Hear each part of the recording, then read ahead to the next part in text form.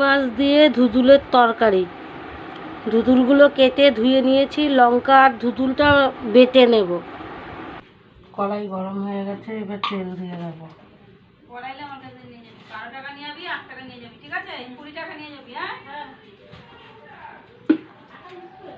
তেলটা গরম হয়ে গেলে কালো জিরা শুকনো লঙ্কা সম্পদ দিয়ে দেবো।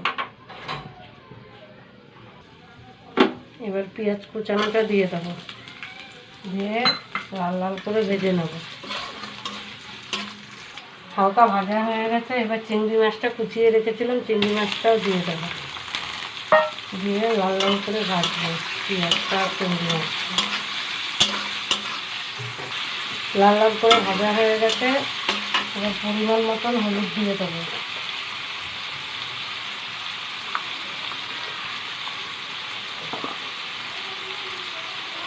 পরিমাণ মতন লঙ্কার গুঁড়ো দিয়ে দেবো, পরিমাণ মতন নুন দিয়ে দেবো।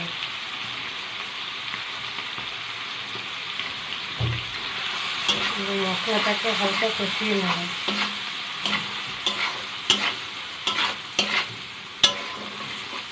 মশলা কষানো হয়ে গেছে, ধুদুল বেটে রেখেছিলাম সেটা দিয়ে দেবো,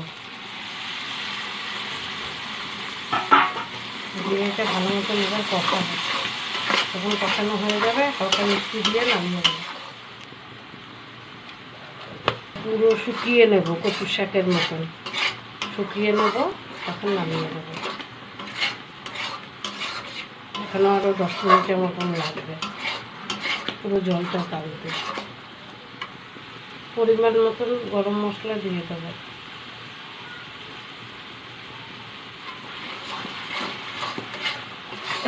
5 মিনিটের মতন হয়ে গেছে কষানো, আর 5 মিনিট বাদেই নামিয়ে দেবো।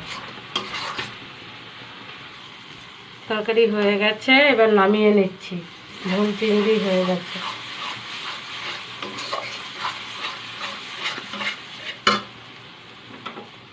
নামিয়ে নিচ্ছি।